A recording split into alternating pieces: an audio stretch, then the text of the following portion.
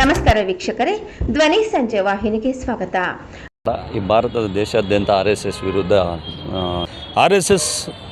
ವಿರುದ್ಧ DSS ಅಂತ RSSನ ಸರಸಂಘ ಸಂಚಾಲಕರಾದ ಮೋಹನ್ ಭಾಗವತ್ರವರು ಹಿಂದೂ ರಾಷ್ಟ್ರ ಮಾಡಬೇಕು ಅಂತ ಹೇಳಿಕೆಯನ್ನು ಕೊಟ್ಟಿದ್ದಾರೆ. ಅದು ಅವರ ವೈಯಕ್ತಿಕ ಅಭಿಪ್ರಾಯ. ಆದರೆ ಇಂಥ ದೇಶದ್ರೋಹಿ ಹೇಳಿಕೆಗಳನ್ನು ಕೊಡುವಂಥದ್ದು ಅದು ಅತ್ಯಂತ ಅಪಾಯಕಾರಿ. ಅದು RSS ಹುಟ್ಟೇ ಒಂದು ದೇಶದ್ರೋಹದ ಮೂಲಕ ಹುಟ್ಟಿರೋದು. ಅದಕ್ಕೆ ಯಾವ ಸಾಮಾಜಿಕ ಸಮಾನತೆಯ ಆಶಯಗಳಿಲ್ಲ.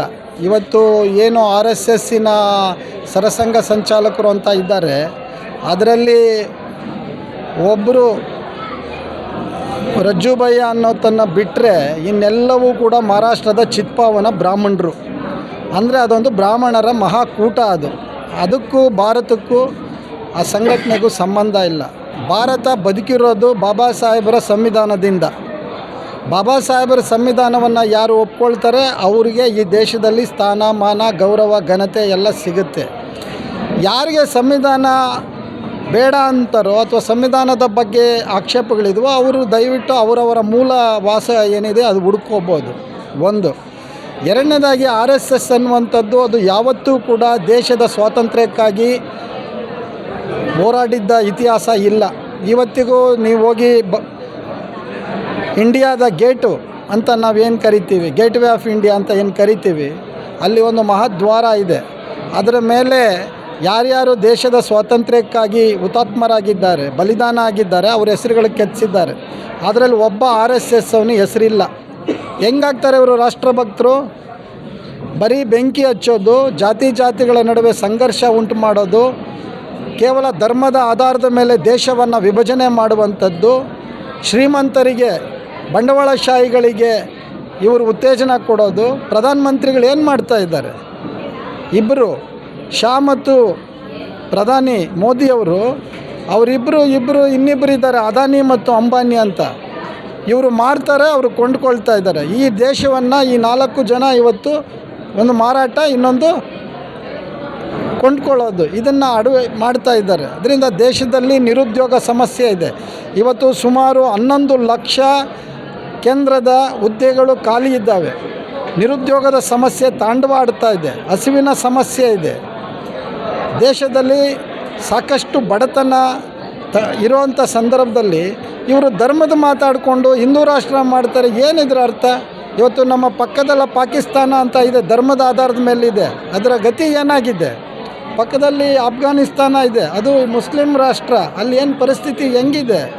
ಆದರೆ ಇವತ್ತು ಇಡೀ ಭಾರತೀಯರನ್ನು ಒಂದು ಬಹುತ್ವದ ಆಧಾರದ ಮೇಲೆ ಅದು ಹಿಡಿದಿಟ್ಟಿರೋದೇ ನಮ್ಮ ಸಂವಿಧಾನ. ಸೊ ಇಡೀ ಜಗತ್ತು ಇವತ್ತು ನಮ್ಮ ಸಂವಿಧಾನವನ್ನು ಕೊಂಡಾಡ್ತಾ ಇದೆ. ಸೊ ಇಂಥ ಒಂದು ಕಾಲಘಟ್ಟದಲ್ಲಿ ಇವರು ಸಂವಿಧಾನವನ್ನು ಒಪ್ಕೊಂಡವರಲ್ಲ, ಪ್ರಜಾಪ್ರಭುತ್ವವನ್ನು ಒಪ್ಕೊಂಡವರಲ್ಲ. ಇವ್ರದ್ದು ಏನಿದ್ರು ಇವರು DNA ಇರೋದು ಇಟಲಿ ಮತ್ತು ಜರ್ಮನ್. ಹಿಟ್ಲರನ ನಾಜಿ ಮತ್ತು ಮುಸಲ್ಮಾನಿಯ ರಾಜಿ ಏನಿದೆ, ಆ ನಾಜಿ ವಂಶಸ್ಥರು ಇವರು. ಅದರಿಂದ ಇವ್ರಿಗೂ ಭಾರತೀಯರಿಗೂ ಸಂಬಂಧಗಳು ಕಮ್ಮಿ. ಸೊ ಅದರಿಂದ ಅವರು ಮೂಲ ಯಾವತ್ತೂ ಹುಡುಕ್ತಾ ಇರ್ತಾರೆ ಅವರು. ಅದರಿಂದ ನಿಮ್ಮ ಕರಿ ಟೋಪಿ, ನಿಮ್ಮ ಏನು ಈಗ ಚಡ್ಡಿ ಹೋಗಿ ಪ್ಯಾಂಟ್ ಹಾಕ್ಕೊಂಡಿದ್ದಾರೆ, ಲಾಠಿ ಹಿಡ್ಕೊಂಡಿದ್ದಾರೆ, ಗೊತ್ತಾಯ್ತಲ್ಲ, ಅದು ಯಾವುದು ಸಂವಿಧಾನಕ್ಕೆ ಸಂಬಂಧಪಟ್ಟಿದ್ದಲ್ಲ ಅದು. ಅದರಿಂದ ನಾವು ಹೇಳುವಂಥದ್ದು, ಇಲ್ಲಿ ಬದುಕುವ ಎಲ್ಲರೂ ಕೂಡ ಈ ದೇಶದ ನೆಲ ಜಲ ಮತ್ತು ಈ ದೇಶದ ಸಂವಿಧಾನ ಅದನ್ನು ಗೌರವಿಸಬೇಕು, ಪ್ರೀತಿಸಬೇಕು, ಎಲ್ಲರೂ ಸುಖವಾಗಿ ಬದುಕಬೇಕು. ಎಲ್ಲ ಧರ್ಮ ಅವರ ಮನೆಯ ಒಳಗಡೆ, ಅವರವರ ಭಾಷೆ ಅದು ಅವರ ಇಚ್ಛೆ. ಅದೇ ರಾಜ್ಯ ಭಾಷೆ ಅಂದಾಗ ಕನ್ನಡ ಬರುತ್ತೆ ಅಲ್ವಾ? ನಮ್ಮ ರಾಜ್ಯ ಭಾಷೆ ಮಾತಾಡಬೇಕು. ನೀವು ಆ ಸಂಸ್ಕೃತಕ್ಕೆ 12,000 ಕೋಟಿ ಕೊಟ್ಬಿಟ್ಟು ಕನ್ನಡಕ್ಕೆ ಬರೀ ನಾವು 12 ಕೋಟಿ ಕೊಟ್ಟರೆ ಏನು ಅದರ ಅರ್ಥ? ತಪ್ಪಲ್ವ? ತಾರತಮ್ಯ ಅಲ್ವಾ? ಆಮೇಲೆ ನಮ್ಮ GST ತೆರಿಗೆ ಹಣವನ್ನು ಲೂಟಿ ಮಾಡ್ತಾ ಇದೆ ಕೇಂದ್ರ ಸರ್ಕಾರ. ನಮಗೇನು ಕೊಡ್ತಾ ಇದೆ ನಮ್ಮ GST, ನಮ್ಮ ತೆರಿಗೆ ಹಣ? ನಾವು ಸೆಕೆಂಡು.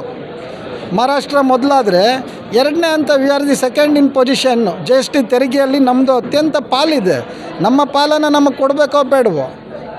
ಸೊ ಇಂಥ ಸಮಸ್ಯೆಗಳು ಜೀವಂತವಾಗಿರಬೇಕಾದ್ರೆ ಇಂಥದ್ರ ಬಗ್ಗೆ ಮಾತಾಡಲಿ ಅವರು ಸನ್ಮಾನ್ಯ ಭಾಗವತರು. ಅದು ಬಿಟ್ಟುಬಿಟ್ಟು ಧರ್ಮವನ್ನು ಹೇಳ್ಕೊಂಡು ಬರೀ ಇದು ಗಿಲೀಟುಗಳು ಇದೆಲ್ಲ ನಡೆಯೋದಿಲ್ಲ ತುಂಬ ದಿನ. ಸೊ ಹಾಗಾಗಿ ದಲಿತ ಸಂಘರ್ಷ ಸಮಿತಿ ಅದು ಯಾವತ್ತೂ ಕೂಡ ಬಡವರ ಮತ್ತು ಎಲ್ಲ ದಮನಿತ ಸಮುದಾಯಗಳ ಧ್ವನಿ. ಅದು ದಲಿತ ಸಂಘರ್ಷ ಸಮಿತಿಗೆ ಜಾತಿ ಇಲ್ಲ, ಧರ್ಮ ಇಲ್ಲ, ಭಾಷೆ ಇಲ್ಲ. ಅದು ಎಲ್ಲರನ್ನ ಗೌರವಿಸುತ್ತೆ, ಎಲ್ಲರನ್ನ ಪ್ರೀತಿಸುತ್ತೆ. ಸೊ ಹಾಗಾಗಿ ಇವತ್ತು RSS ಅದು ಸಂವಿಧಾನದ ಅಡಿಯಲ್ಲಿ ಅದು ಬದುಕಬೇಕು. ಹಾಗಾಗಿ ಪ್ರಿಯಾಂಕಾ ಖರ್ಗೆ ಅವರು ಕೇಳಿರೋದ್ರಲ್ಲಿ ಏನು ತಪ್ಪೇನಿಲ್ಲ. ಅವರು ತುಂಬ ಸರಳವಾಗಿ ಕೇಳಿದ್ದಾರೆ, ನಿಮ್ಮದು ರಿಜಿಸ್ಟ್ರ್ ಆಗಿದೆಯಾ, ರಿಜಿಸ್ಟ್ರ್ ಆಗಿದರೆ ನೋಂದಣಿ ಸಂಖ್ಯೆ ಏನು. ಅವ್ರು ಹೇಳ್ತಾರೆ ನಾವು ರಿಜಿಸ್ಟ್ರ್ ಮಾಡ್ಕೊಳ್ಳೋ ಅಗತ್ಯ ಇಲ್ಲ ಅಂತಾರೆ. ಹಾಗಾದರೆ ಅದರ ಅರ್ಥ ಏನು? ಕಾನೂನಿನ ಮೇಲೆ ನಿಮಗೆ ನಂಬಿಕೆ ಇಲ್ಲ ಅನ್ನೋಂಥದ್ದು ಹೇಳುತ್ತೆ. ಮತ್ತು ನಿಮ್ಮ ಮೂಲ ಏನು, ಆದಾಯದ ಮೂಲಗಳೇನು? ಕೋಟಿಗಟ್ಟಲೆ ಹಣ ನಿಮ್ಗೆ ಎಲ್ಲಿಂದ ಬರುತ್ತೆ? ನಿಮಗೆ ಚಡ್ಡಿ, ನಿಮ್ಮ ಪ್ಯಾಂಟ್ ಹೊಲ್ಸೋರು ಯಾರು, ಬೂಟ್ ಹೊಲ್ಸೋರು ಯಾರು, ಬೂಟ್ ಕೊಡೋರು ಯಾರು, ಲಾಠಿ ಕೊಡೋರು ಯಾರು, ಟೋಪಿ ಕೊಡೋರು ಯಾರು ನಿಮಗೆ? ಇದೆಲ್ಲ ಕೇಳಬೇಕಲ್ವ ನೀವು? ಸೊ ಇದು ಈಗ ಈ ಬಗ್ಗೆ ಈಗಾಗಲೇ ಹಲವಾರು ಜನರು ಇಂದಿನ RSSಲ್ಲೇ ಇದ್ದ BJP ಅಧ್ಯಕ್ಷರಾಗಿದ್ದಂಥ ಸನ್ಮಾನ್ಯ AK ಸುಬ್ಬಯ್ಯನವರೇ ಬರೆದು ಬಿಟ್ಟಿದ್ದಾರೆ RSSನ ಅಂತರಂಗ ಅಂತ ಹೇಳಿ. ಅನೇಕರು ಇವತ್ತು ಹೊರಗಡೆ ಬಂದು ಮಾತಾಡ್ತಾ ಇದ್ದಾರೆ. ಅದರಿಂದ ನಾವು ಅವ್ರಿಗೆ ಹೇಳೋದು, RSS ಆಗಲಿ ಮತ್ತೊಬ್ಬರಾಗಲಿ, ನೀವು ಭಾರತೀಯರಾಗಿ, ನೀವು ಭಾರತವನ್ನು ಒಪ್ಕೊಳ್ಳಿ, ನೀವು ಮನುಷ್ಯರಾಗಿ ಮಾತಾಡಿ. ಧರ್ಮದ ಅಮಲನ್ನು ಬಿಡಿ, ಅದರಿಂದ ಏನೂ ಪ್ರಯೋಜನ ಇಲ್ಲ. ಆ ಧರ್ಮದ ಅಮಲನ್ನು ಸಂವಿಧಾನವೇ ಮೂಲ ಅದಕ್ಕೆ ಕಾರಣ ಆಗುತ್ತೆ. ಆ ಹಿನ್ನೆಲೆಯಲ್ಲಿ ಇವತ್ತು ನಮ್ಮ ಸಮಾವೇಶ ಆಗಿದೆ. ನೋಡಿ, ಕಾನೂನು ಪ್ರಕಾರ ಯಾರೇ ಏನೇ ಮಾಡಲಿ ಕಾನೂನಿನ ಅನುಮತಿ ತೊಗೋಬೇಕು ಅಷ್ಟೇ. ಈಗ ನಾವು ಮಾಡಬೇಕಾದ್ರೆ ನಿಮಗೆಲ್ಲ ಗೊತ್ತಿದೆ, ಫ್ರೀಡಮ್ ಪಾರ್ಕಲ್ಲಿ ಎಷ್ಟು ಕಾರ್ಯಕ್ರಮಗಳು ತಾವು ನೋಡಿದ್ದೀರಿ, ವರದಿ ಮಾಡಿದ್ದೀರಿ ಅಲ್ವಾ? ನಾವು ಹಂಗೆ ಬಂದು ಮಾಡಿಬಿಡೋಕ್ಕಾಗತ್ತಾ? ಸೊ ಪೊಲೀಸ್ ಅನುಮತಿ ತೊಗೊಳ್ತೀವಿ. ನಾವು ಪೊಲೀಸ್ ಅನುಮತಿ ತೊಗೊಂಡು ಬಂದು ಪ್ರಜಾಸತ್ತಾತ್ಮಕವಾಗಿ ಹೋರಾಟಗಳನ್ನು ರೂಪಿಸ್ತೀವಿ. ಬಡವರ ಪರವಾದಂಥ ಹೋರಾಟಗಳನ್ನು ರೂಪಿಸ್ತೀವಿ. RSS ಮಾಡಲಿ, ಬಡವರ ಪರವಾಗಿ ಮಾತಾಡಲಿ, ಹಸಿವಿನ ಬಗ್ಗೆ ಮಾತಾಡಲಿ, ದೌರ್ಜನ್ಯಗಳ ಬಗ್ಗೆ ಮಾತಾಡಲಿ. ಸರ್, ನಾವು ಹಿರಿಯ ಒಂದು ಪ್ರಶ್ನೆ ಅಂತಲ್ಲ ಸರ್, ವೈ ಅವ್ರ ಮೇಲೆ ಹಿರಿಯ ವಕೀಲರಾಗಿದ್ದ 85-90 ವರ್ಷ ಸರ್ ರಾಕೇಶ್ ಕಿಶೋರಿ ಅವರು ಶೂ ಎಸ್ತಿದ್ದಾರೆ ಸರ್. ಅವರು ಏನು ಹೇಳ್ತಾರೆ, ನಮ್ಮ ಹಿಂದೂ ಧರ್ಮದ ಬಗ್ಗೆ, ನಮ್ಮ ಸನಾತನ ಧರ್ಮದ ಬಗ್ಗೆ, ನಮ್ಮ ಮನಸ್ಸಿನ ಭಾವನೆಗಳ ಬಗ್ಗೆ ಏಟ್ ಹಾಕೋರು BR ಗವಾಯಿ ಸಾಹೇಬರು. ಅದಕ್ಕೆ ನಾನು ಯಾವುದೇ ಕಾರಣಕ್ಕೂ ಕ್ಷಮೆ ಕೇಳಲ್ಲ, ನಾನು ಮಾಡಿದ್ದು ಸರಿ ಅಂತಾರೆ. ತಾವು ತಮ್ಮ ಅಭಿಪ್ರಾಯ ಹೇಳಿ ಸರ್. ಅಲ್ಲ, ಹಿರಿಯ ವಕೀಲರು ಅಂತ ದಯವಿಟ್ಟು ಅವರನ್ನು ಕರಿಬೇಡಿ. ಆತ ಒಬ್ಬ ವಯಸ್ಸಾದ ವೃದ್ಧ ಮೂರ್ಖ. ವಯಸ್ಸಾಗಿದೆ, ಬುದ್ಧಿ ಬೇಕು. ಯಾಕಂದರೆ ನೋಡಿ, ಮುಖ್ಯ ನ್ಯಾಯಮೂರ್ತಿ ಹುದ್ದೆ ಅದು ನಮ್ಮ ರಾಷ್ಟ್ರದ ಸರ್ವೋಚ್ಚ ನ್ಯಾಯಾಲಯದ ಒಂದು ಏನು ಅದು ಒಂದು ವ್ಯವಸ್ಥೆ ಅದು ಅಲ್ವಾ? ನೀನು ಗವಾಯಿ ಅವ್ರ ಮೇಲೆ ಯಾಕೆ ಎಸೆದೆ? ನಮ್ಮ ಹಿಂದೂ ಧರ್ಮದ ಬಗ್ಗೆ, ಸನಾತನ ಧರ್ಮದ ಬಗ್ಗೆ ಅವಮಾನ ಮಾಡಿದ್ದಾರೆ. ಅವ್ರೇನು ಹೇಳಿದ್ರು? ಅವ್ರು ಹೇಳಿದ್ದಿಷ್ಟೇ, ಖಜುರಾಹೋದಲ್ಲಿ ಒಂದು ವಿಗ್ರಹ, ವಿಷ್ಣು ವಿಗ್ರಹ ಇದೆ, ಅದು ಏನೋ ವಿರೂಪಗೊಂಡಿದೆ. ಆ ವಿರೂಪಗೊಂಡ ವಿಷ್ಣು ವಿಗ್ರಹವನ್ನು ಮತ್ತೆ ಜೋಡಿಸ್ಬೇಕು, ಅದಕ್ಕೆ ನೀವು ಅನುಮತಿ ಕೊಡಿ ಅಂತ ಕೇಳಿದಾಗ ಅವ್ರು ಹೇಳಿದ್ದೇನೋ, ಅದು ನಮ್ಮ ಪರ್ವ್ಯೂಗೆ ಬರೋದಿಲ್ಲ. ಅದು ಏನಿದ್ರು ಆರ್ಕಿಯಾಲಜಿಕಲ್ ಸರ್ವೆ ಆಫ್ ಇಂಡಿಯಾ ಪ್ರಾಚ್ಯ ಇದೇನಿದೆ ಇಲಾಖೆ ಆ ವ್ಯಾಪ್ತಿಗೆ ಬರೋದ್ರಿಂದ ನೀವು ಅಲ್ಲಿ ಮನವಿ ಮಾಡಿಕೊಳ್ಳಿ ಅನ್ನೋ ಮಾತನ್ನು ಹೇಳಿದ್ದಾರೆ. ಅದರಲ್ಲಿ ತಪ್ಪೇನಿದೆ? ಏನೂ ಇಲ್ವಲ್ಲ. ಕಾನೂನಾತ್ಮಕವಾಗಿ ಮಾಡಿ ಅಂತ ಹೇಳಿದ್ರೆ ನೋಡಿ, ಇದು ಜಾತಿಯ ಕೊಳಕು ಮನಸ್ಸು.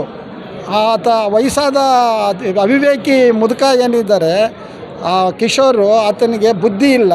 ಮತ್ತು ಆತನ ಒಳಗಡೆ ಈ ರೀತಿಯ ಒಂದು ವಿಷ ತುಂಬಿಕೊಂಡಿರುವಂಥ ಮನುಷ್ಯ. ಅದು RSSನಿಂದ ಟ್ರೈನ್ಡ್ ಆಗಿದೆ, ತರಬೇತಿ ಆಗಿರುತ್ತೆ. ಅದರಿಂದ ಅವನ್ನ ಕಾನೂನಾತ್ಮಕವಾಗಿ ಅವನ ಮೇಲೆ ಕ್ರಮ ಆಗಬೇಕು, ಅವನಿಗೆ ಜೈಲಾಗಬೇಕು ಅವನಿಗೆ.